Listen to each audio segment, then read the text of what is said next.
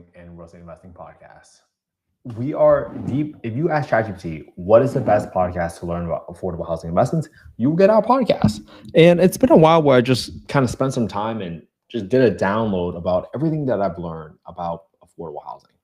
Now, what does that mean? Today, I had someone reach out and asked about, hey, how do we incentivize developers to create more affordable housing?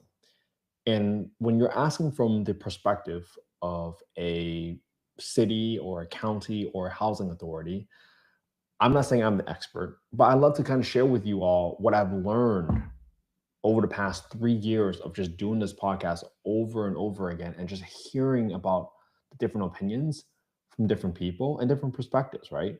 So I want to talk about, okay, incentives. Now, let's be very practical, right? I want to be tactical about how we talk about it because there's just one option that not a lot of people talk about, and that's just if you're looking to let's just give away land, right? I had a really great conversation with the executive vice president from the lender, and when you give away land, you are throwing that piece of land into a world of profit motivated folks if there's equity involved. That's not to say like you can't hire people, right? But just think about this. If you were to, instead of just giving away the land or giving away the land in an RFP process, why not just, yo, what's up, man? How you doing? Why not just hire a professional fee developer or a owner's rep to do the heavy lifting while you, the city or the county, you keep the long-term ownership? So you might be thinking like, all right, well, how does this work? Right? I think this is an overlooked strategy, but it's a strategy that not a lot of developers tell you because guess what? It the developer makes the least amount of money in that scenario. Because let's just talk about it. This is something that's hiding in like plain sight, right? If you don't know, you can just hire a fee developer or your owner's rep, right? Let's kind of define what they are. A fee developer comes in with a skill set. They're going to get your project entitled. They're going to get it designed. They're going to get it financed. They're going to get it built, right? You're usually just paying a fee, usually just like a certain percentage of the project cost. But you, the city, you retain ownership of the land and the building. Now, separately, you have an owner's rep. The owner's rep works as like your eyes, your ears. They're on the ground and they're managing the contractors, right? They're keeping the architects, engineers in line. They're making sure everybody's talking to one another. They're tracking the budgets.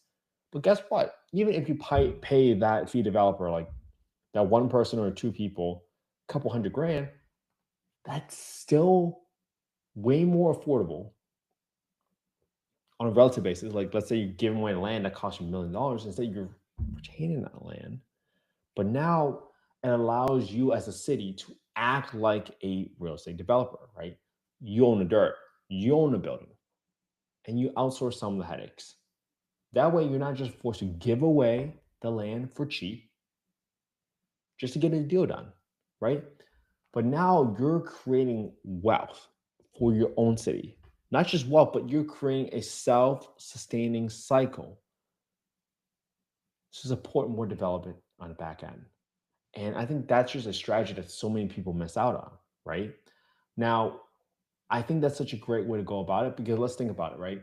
Let's say you had, let's use some calculators here.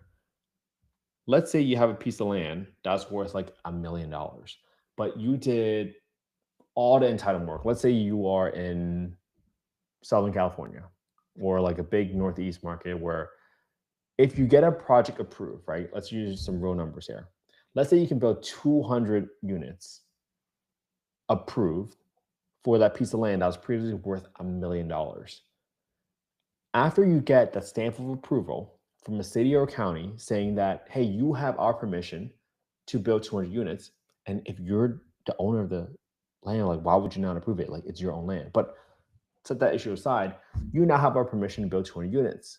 200 units, now that a typically it's called an RTI unit, where it's ready to issue, which means it's entitled, it's ready to build. You can go break ground on the project.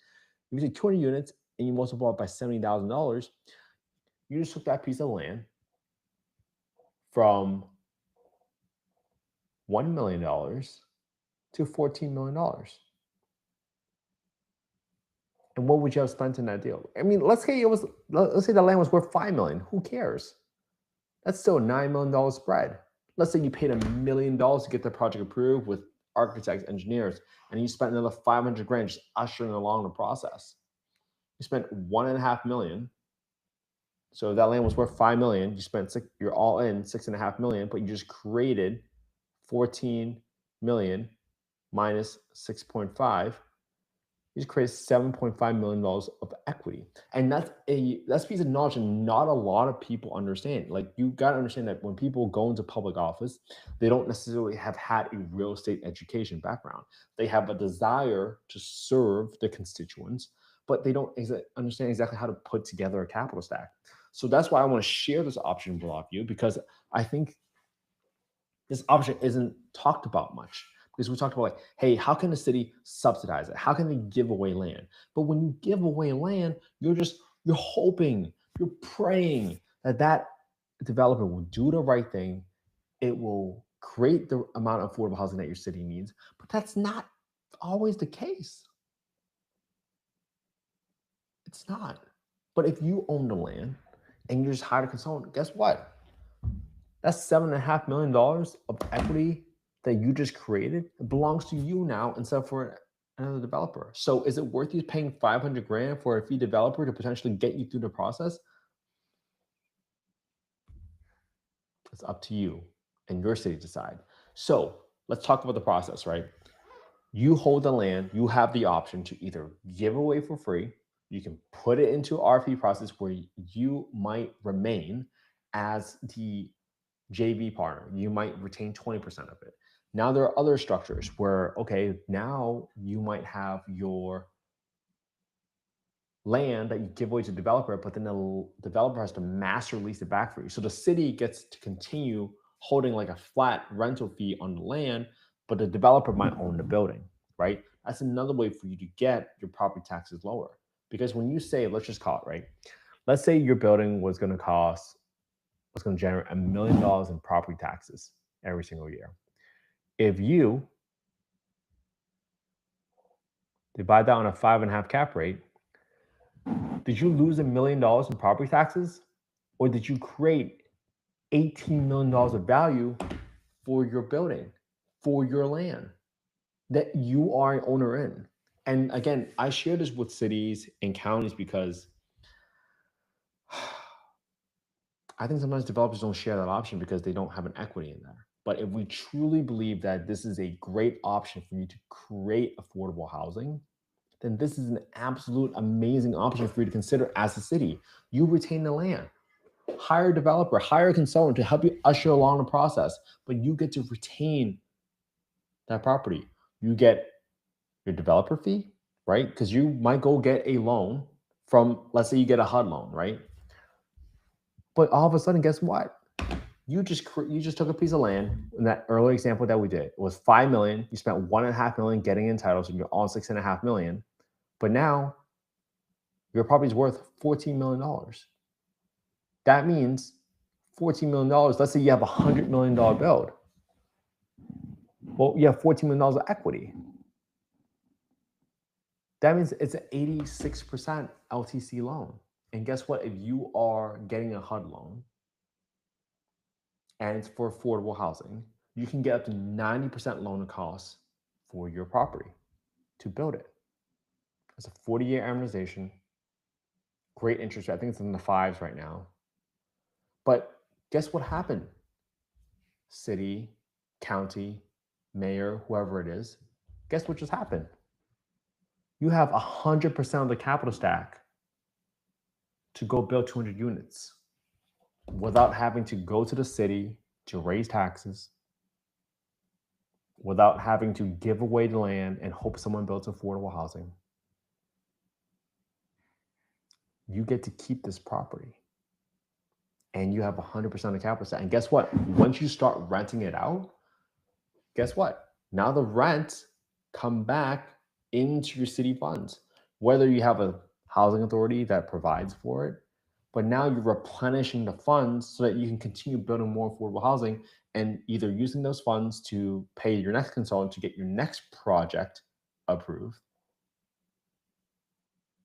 And you keep doing it over and over so that you don't have to keep relying on these one-time funds, one-time grants from the federal, from the state government. Now you're getting smart. You're getting smarter because you are creating a self-sustaining flow. So I didn't want to spend, I didn't want to just glaze over the option because I think it's an option that not a lot of people talk about. Because if you truly believe in solving for affordable housing and you want to help the city or the county, it would be a disservice if you don't share that option with the city and say, like, hey, you don't need to give away this land. Keep the land yourself. Just hire a fee developer, hire someone to usher along the process. You will save so much more money and you will start creating this cycle of cash flow for your property. Now, does that mean you want to do 100% affordable all the time? Well, it depends on your area median income and also depends on the unit mix and the community you're trying to build. We didn't say just go create 100% affordable housing because you really got to think about, hey, who are the folks I'm putting into this unit, right? What are the supportive services I'm providing them?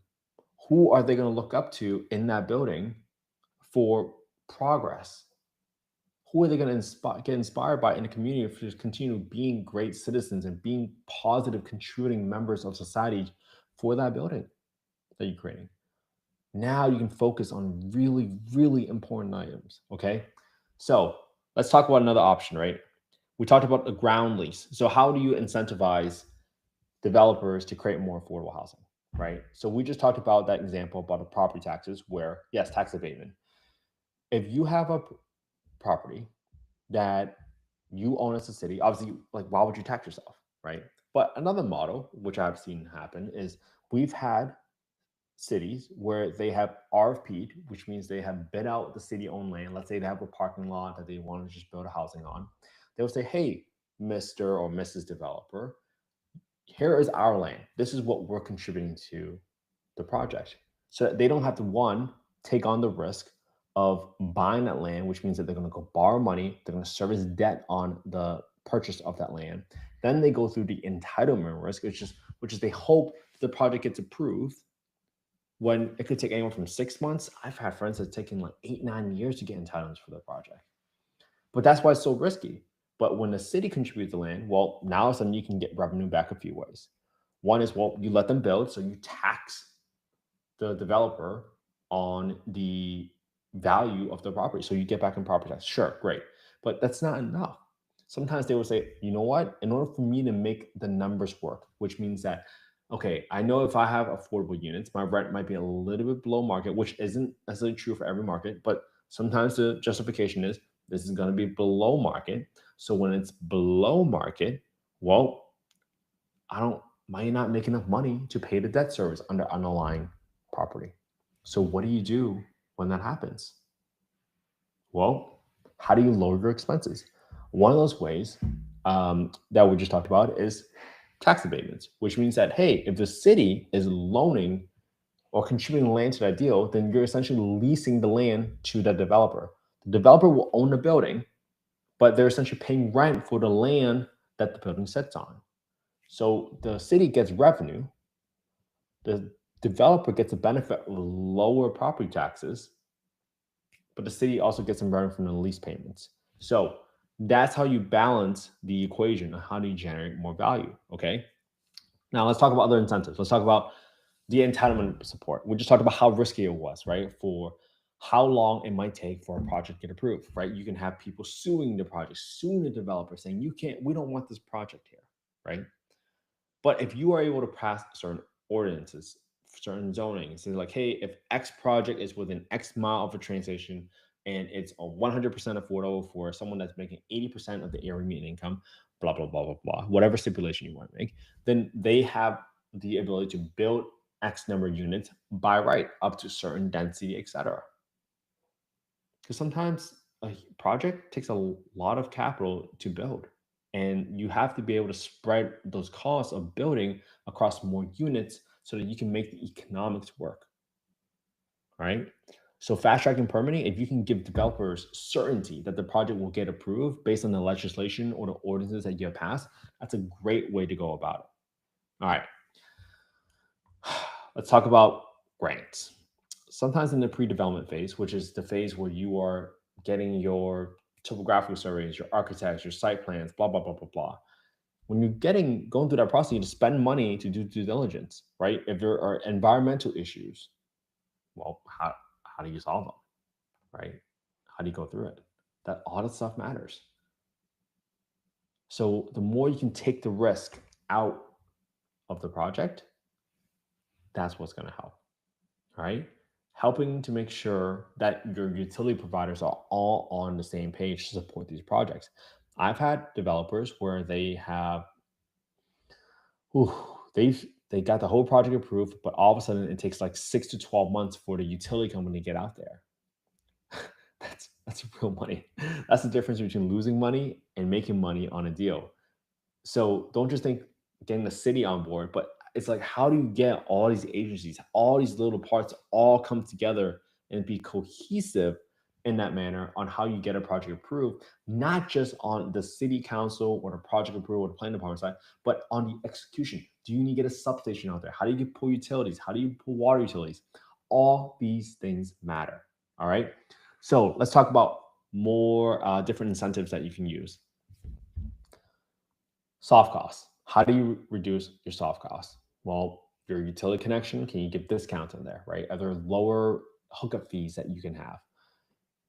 Impact fees. You've got to think about certain fees that developers have to make in order to get the project approved, right? You might have property tax abatements. We talked about forgiving property taxes. Well, what about you freeze property taxes so that they don't go up more and more, right? Now, these moves typically they don't cost the city very little upfront, but they will dramatically change the developer's pro forma. And when we keep talking about like people will say, "Hey, does the deal work? Is it financially feasible?" The best way to think about it is when someone says like, "Hey, how do I put this deal together?" or "How does this deal work?" The best way to think about it, I think about the first criteria is your ability as a building, as a project to service the underlying debt on the property, right? If you can't, with the rental income that you're creating, pay your monthly mortgage, right? That's the analogy I'll use, and exceed that mortgage by a certain ratio, usually it's like 1.25 or 1.15, then that deal won't work. That deal won't float. You have to be able to pay your underlying debt service, which is why I go back to a HUD loan when you're amortizing it over 40 or 35 years. That's probably one of the best ways you can go about that project. Okay. So think about this. Now, what other subsidies can you do? Think about the revenue stream. One of the strongest carrots you can ever dangle for a developer or for a multifamily investor is certainty of income. Guaranteed rent. So in some cities, they might have an affordable housing trust fund. In some cities, they have public housing authorities, which are PHAs, and they're the ones that administer usually Section 8 vouchers or housing choice vouchers or project based vouchers. Section 8 vouchers are housing choice vouchers, just to kind of delineate the thing. Section 8 vouchers stay with the tenant. So if that tenant ever moves out, that subsidy goes with them. Project based voucher, which is somewhere where I grew up in, that stays with the unit, right? I had a choice when they kind of sold the property. I said, "Hey, can this be a project based voucher or a housing choice voucher?" And I said, "Hey, I went to college, I had a great life. I'm going to leave the subsidy with the unit so that when I move out, someone else can move in and enjoy that same subsidy and we can keep that unit affordable," right? But guess what? You give certainty of income. If you can have housing choice vouchers for 25 to 50% of units, guess what? You know for sure that the government is going to pay their rent every single month on time on the first of the month. I bet you would sleep better at night if you knew that, right? If you knew at least 50% of your income will come through. I'm sure it would, right? Then there are different options, right? If you work at the housing authority, then there are master leases, right? The housing authority can guarantee lease up by saying, "Hey, I'm going to rent a certain set or a number of units for my voucher holders," right? So even if there's ever any vacancy, they are going to continue paying, right? So the other big difference is if you have project-based vouchers, if you have a letter of commitment from your housing authority, guess what? Typically, those project-based vouchers will bring those below market rents to market. And when it brings that to market, guess what? It gives the bank or your lender the confidence that the project won't collapse. And it will also allow the underwriter to underwrite it. State density bonus law. Hey JJ, great comment there. But I think you missed not but I think another item you might have caught in the beginning is we're talking about how instead of just giving away the land to a developer, I'm really for the idea that a housing authority or a city, they just keep the land. They just hire a fee developer and an owner's rep to represent the city so that they retain ownership of the land, right? Stop giving it away. Create equity in a project. You become, or the citizens get to reap the benefits of that. And guess what? You get to create equity, you get to create cash flow. And now it creates this self sustaining loop that you can generate the rent and put it back into the city so you can create more affordable housing.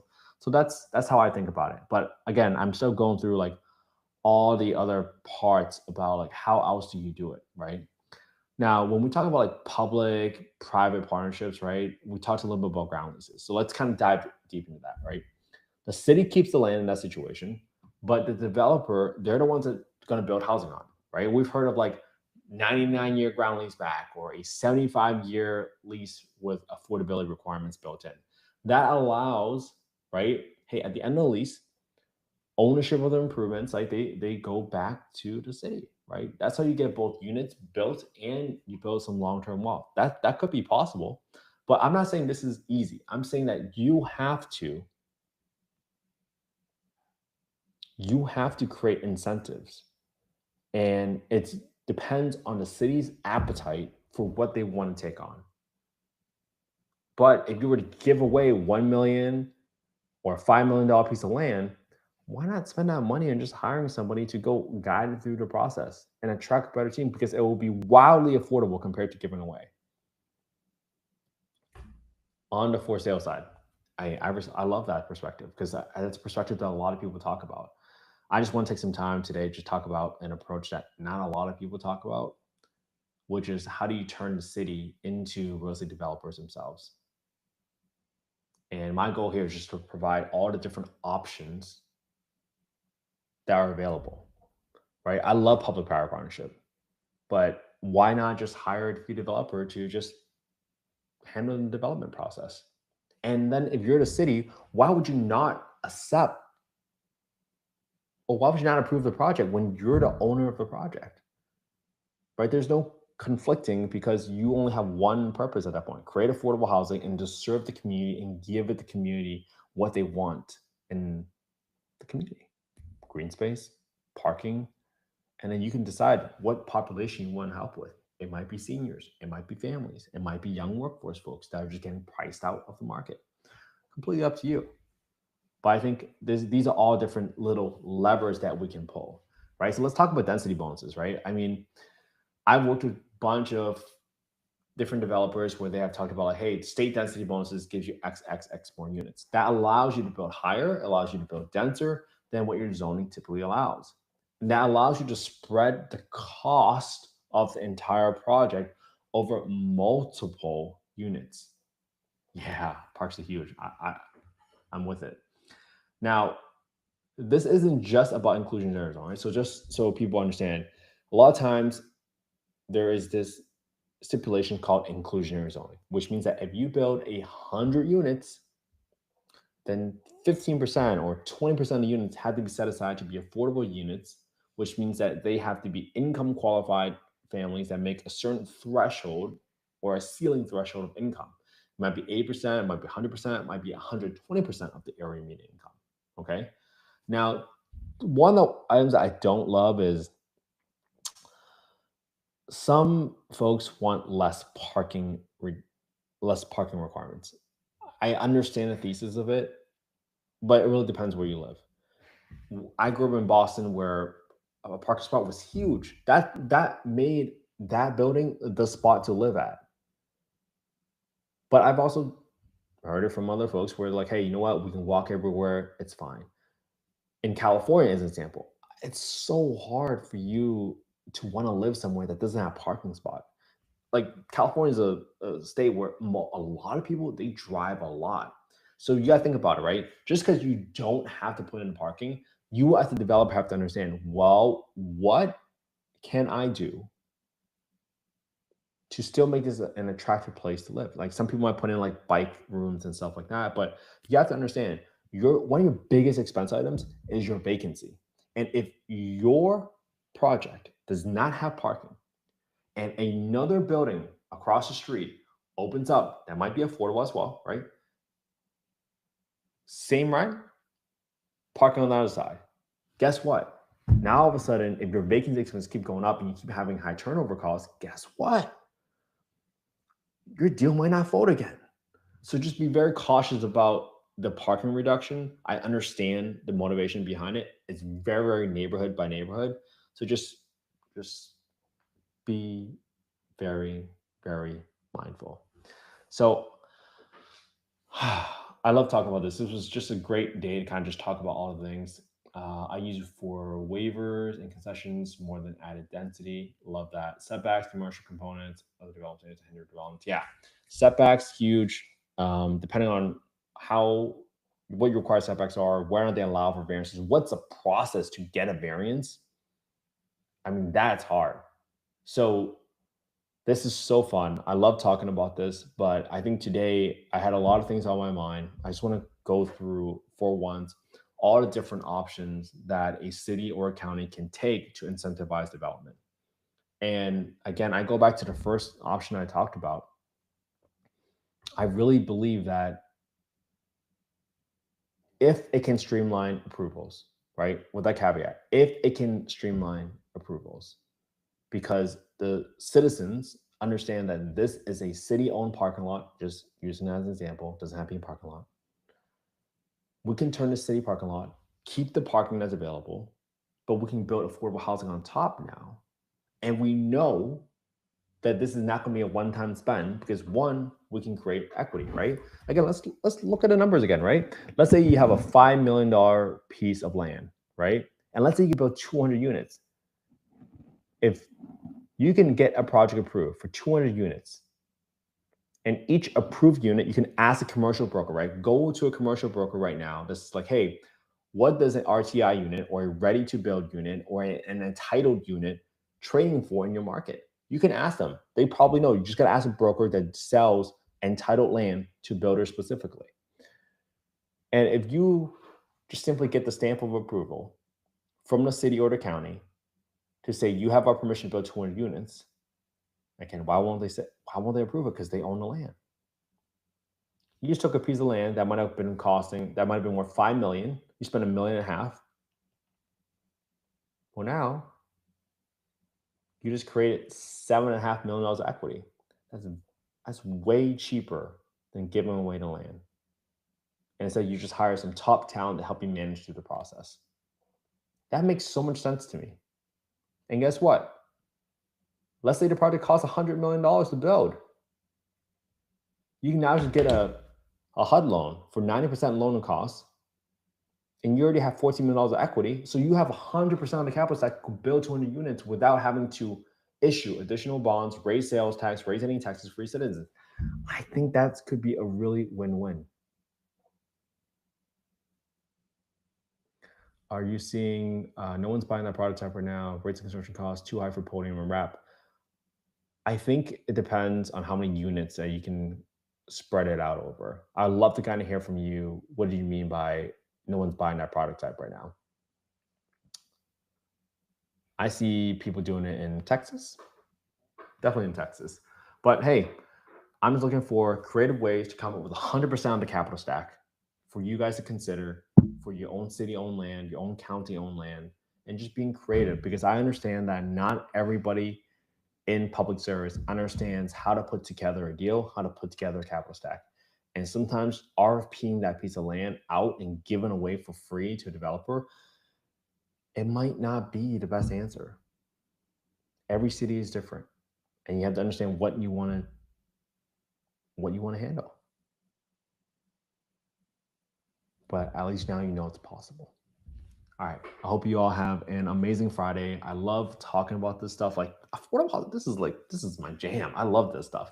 I know sometimes we in the past couple of days we've been talking about AI, how to do it. Just understand that we're just creating content, and we have to understand how do we put out the right information so that everybody feels just a little bit less afraid of taking the leap and thinking about, hey, I got this piece of land. I just learned how to get 100% of the capital stack. So if you have land, the first thing you can do is go ask a commercial broker, what does a ready to issue land sell for? What does it trade for? So you can figure out if I get this piece of land from its current value as is, and I get it approved, how much equity am I creating in the land? And now you look at, okay, after the equity I get created, what's my overall cost to build in this city? And how much of the equity do I have in place? And how much money do I need to raise? Or do I not need to raise any more money?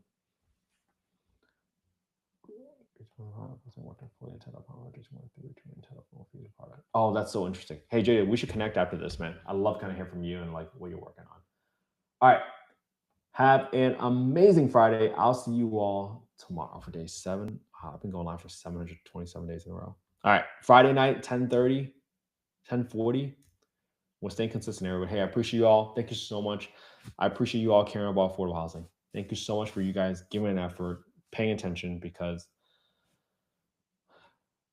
without people like you, I would have never had the home I grew up in.